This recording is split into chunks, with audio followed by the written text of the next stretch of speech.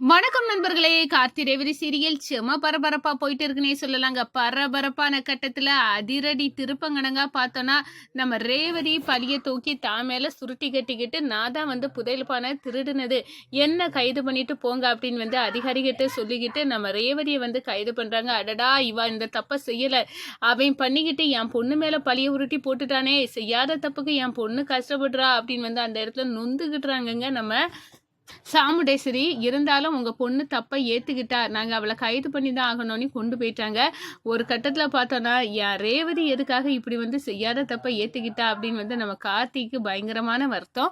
நம்ம ரேவதியை நேர்லயே சந்திச்சு போய் கேட்டுடலாம் அப்படின்னு ஜெயிலுக்கு போய் கேட்குறாங்க. அப்பதான் சொல்றாங்க, இந்த பாரு ராஜா, நீ வெளியே இருந்தா கண்டிப்பா நான் தப்பு பண்ணலன்னு நிரூபிக்க முடியும், அதே இது நீ உள்ளுக்கு இருந்தா என்னால ஒன்றும் பண்ண முடியாது, அதுக்காக தான் நான் உள்ளுக்கே இருக்கேன், நீ கண்டிப்பா 2 நாள்ல என்ன வெளியே கொண்டு வந்துருவேன்னு எனக்கு தெரியும் ராஜா அப்படின்னு சொல்லினா, கவலைப்படாத ரேவதி, கண்டிப்பா உன்னை வெளியே கொண்டு வருவேன், யார் எதுக்கு காரணமோ அவங்கள 2 நாள்ல பிடிச்சி உள்ளுக போட்டுட்டு நீ தப்பு பண்ணல அப்படின்னு ஒன்னை நான் வெளியே கொண்டு வருவேன் அப்படின்னு சொல்ல நேரம், இது எனக்கு தெரியும், உன் மேல நம்பிக்கை இருந்து, அதனாலதான் நானே இந்த தப்பை நான் தான் பண்ணேன்னு ஏற்றுக்கிட்டு இங்க இருக்கேன் அப்படின்னு அந்த இடத்துல சொல்ல நேரம், சந்திரா சிவனாண்டி முத்துவேலுக்கு தான் இதுல தொடர்பு இருக்கு, அவங்கள கண்டிப்பா வெளுத்து கட்டி நான் உள்ளுக தள்ளுவேன் அப்படின்னு சந்திராவின் முகத்திரையை கிழிப்பேன் அப்படின்னு நம்ம கார்த்திக் கலையறங்குறாங்க.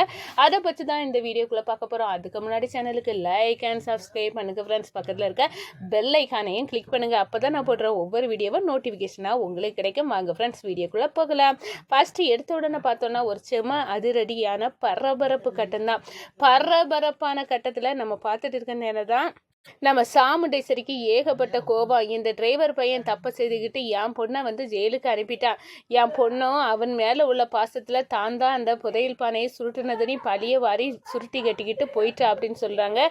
அப்படியே வருத்தப்பட்டுட்டு இருக்க நேரம் நம்ம சந்திரகலா, இது ரொம்ப நல்ல விஷயம், சாமுண்டேஸ்வரியோட பொண்ணு திருடி அப்படின்னு எல்லா பேப்பர் மீடியா எல்லாத்துலேயும் பப்ளிஷ் பண்ணணும், அவளை அவமானப்படுத்தணும், அக்காக்காரி அந்த அவமானத்திலே தலை குனியணும், அதுக்கு ஏதாவது வழி பண்ணணும் அப்படின்னு தன்னோட கணவர் சிவனாண்டிக்கு கால் பண்றாங்க. சந்திரா, என்ன சந்திரா, என்ன விஷயம் அப்படின்னு சொல்ல நேரம், நீங்க உங்கள்கிட்ட அந்த புதையல் பானையை நான் ஆட்டையை போட்டு சுருட்டி தந்தது ரொம்ப நல்ல விஷயம், ஏன்னா அந்த நம்ம ஒரு கிரியேட் பண்ண அந்த வீடியோவை பார்த்துக்கிட்டு அதிகாரிகள் எல்லாம் அந்த புதையல் பானையை திருடுனது இந்த டிரைவர் பையன் தான் அப்படின்னு அவனை கைது பண்ண நின்னாங்க. அது பிறகு கைது பண்ணிட்டாங்களா அப்படின்னு கேட்க நேரம், கைது பண்ண வந்தாங்க தான், ஆனா அதுக்கடையில இந்த பார்த்தோன்னா இந்த ரேவதி அந்த வீடியோ ஏஐ அப்படின்னு கிரியேட் பண்ணியிருப்பாங்க, உண்மையாட்டே அவர் குற்றவாளி இல்லை, அதை திருடுனது நான் தான் அப்படின்னு தான் மேல பழிய போட்டுட்டு அவ ஜெயிலுக்கு போயிட்டா.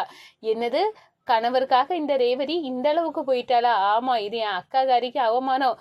இப்போ எல்லா ப்ரெஸ் மீடியா எல்லாத்துலேயும் சாமுண்டேஸ்வரியோட பொண்ணு திருடி புதையல் பானையே திருடி இருக்கா அப்படின்னு நியூஸ் வரணும், என் அக்கா கேவலப்படணும் அப்படின்னு அந்த இடத்துல நம்ம சந்திரா சொன்ன, நான் பார்த்துக்கிட்டேன் சந்திரா, உன் அக்காக்காரி வெளியே தலை காட்ட முடியாமல் அந்த பஞ்சாயத்து தலைவர் பதவியை ராஜினாமா பண்ணணும், அதோட பார்த்தோன்னா அந்த பதவிக்கு நான் வரணும், இது நல்ல ஸ்கெட்சி, இதை சரியான சந்தர்ப்பத்தை யூஸ் பண்ணிக்கிடுவோம் அப்படின்னு களை இறங்குறாங்க. ஒரு கட்டத்தில் நம்ம பார்த்தோம்னா நம்ம ரேவதி ஜெயிலில் இருக்கிற நம்ம கார்த்தியால் ஏற்றுக்கவே முடியலை, செய்யாத தப்புக்கு என் மனைவி எதுக்காக தண்டனை அனுபவிக்கணும், இதுக்கெல்லாம் காரணமானவங்கள விட போகிறதில்ல அப்படின்னு கொந்தளிச்சுக்கிட்டு நேராக அடித்து புரண்டு ரேவதியை பார்க்க ஜெயிலுக்கு போகிறாங்க. அங்கே தான் நம்ம ரேவதி நிற்கிறாங்க. அவங்கள பார்த்து, எதுக்காக நீ செய்யாத தப்புக்கு நான் தான் பண்ணினேன்னு ஏற்றுக்கிட்டு இருக்கா ரேவதி, உன்னை பற்றி நீ யோசிக்க மாட்டியா அப்படின்னு கேட்குறாரு. என்ன ராஜா, ஒரு வீடியோவை கிரியேட் பண்ணிவிட்டு நீ தான் அதை திருடி இருக்க அப்படின்னு அந்த இடத்துல எல்லாரும் ஒன்று கையும் களவுமா மாட்டி விட்டாங்க.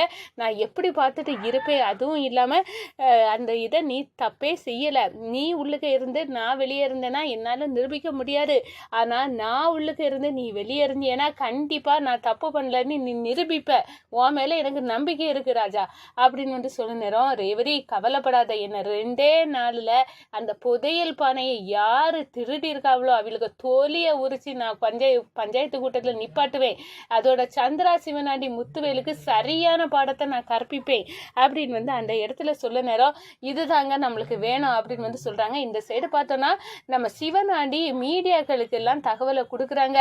நம்ம சாமுண்டேஸ்வரியோட பொண்ணு ரேவதி ஒரு பெரிய திருடி, புதையல் பானையை திருடிட்டா அப்படின்னு வந்து அந்த இடத்துல நியூஸ் பரவுது. அவமானப்படுறாங்க சாமுண்டேஸ்வரி. இதனால கேவலப்பட்டு வீட்டுக்குள்ளே அடைஞ்சு கிடைக்கக்கூடிய நிலைமை வருது. அதே நேரத்தில் பார்த்தோன்னா என் பொண்ணு எதுக்காக செய்யாத தப்புக்கு இப்படி ஒரு பழியை சுருட்டி அவ மேல போட்டிருக்கா, இதனால நம்ம குடும்பத்துக்கு எவ்வளவு பெரிய அவமானம் அப்படின்னு வந்து அந்த இடத்துல வந்து அப்படியே வந்து அரண்டு போய் நிக்கிறாங்க. இனி இந்த பஞ்சாயத்து தலைவர் பதவி எனக்கு தேவையில்லை அப்படின்னு வந்து முடிவு பண்றாங்க. இந்த பஞ்சாயத்து தலைவர் பதவியை நான் ராஜினாமா பண்ணேன் அப்படின்னு நினைக்க நேரம் தான் நம்ம அத்தை இப்படி ஒரு முடிவை எடுத்திருக்காங்க. ஆனா ரேவதி ஜெயிலுக்கு போனதுக்கு நான் தான் காரணம்னு சொல்லிக்கிட்டு என்னையும் வீட்டு பக்கம் வரக்கூடாது அப்படின்னு வந்து அந்த இடத்துல சொல்லிட்டாங்க. இப்ப வந்து அத்தை இந்த முடிவை எப்படி மாத்த போறாங்கன்னு தெரியல. ஆனா அது கடையில பார்த்தோம்னா நம்ம கண்டுபிடிக்கணும் இந்த சிவனாண்டி முத்துவேலு தான் இதுக்கு காரணம் அப்படின்னு வந்து சந்திராவின் தொழியை உரிக்கணும் அப்படின்னு வந்து முடிவெடுக்கிறாங்க. கண்டிப்பா சந்திரா இதை திருடி இங்க உள்ள சிசிடி கேமரா எல்லாம் ஆஃப் பண்ணிருக்கு. அப்ப சந்திரா திருடி இந்த புதையல் பானையை சிவனாண்டி முத்துவேல் கைவசம் தான் கொடுத்துருப்பா. அதை கண்டிப்பா அவனோட பிடிச்சி தவுன்னு கொடுத்து எடுத்தோம்னா கண்டிப்பா அந்த புதையல் பானையை மீட்கலாம் அப்படின்னு வந்து அந்த இடத்துல வந்து நினைக்கிறாங்க. ஒரு கட்டத்துல பார்த்தோம்னா இதுதான் சரியான விஷயம் அப்படின்னு வந்து அந்த இடத்துல சிவனாண்டி முத்துவேல் இருக்கக்கூடிய வீட்டுக்கு போறாங்க நம்ம கார்த்தி. அங்க புதையல் பானையை தூக்கி வச்சு அப்படியே அழகு பார்த்துக்கிட்டு இனி இந்த சாமுண்டேஸ்வரி அவமானத்துல பதவியை ராஜினாமா பண்ணுவா சித்தப்பா, இனி வந்து பஞ்சாயத்து தலைவர் பதவி எனக்கு தான்.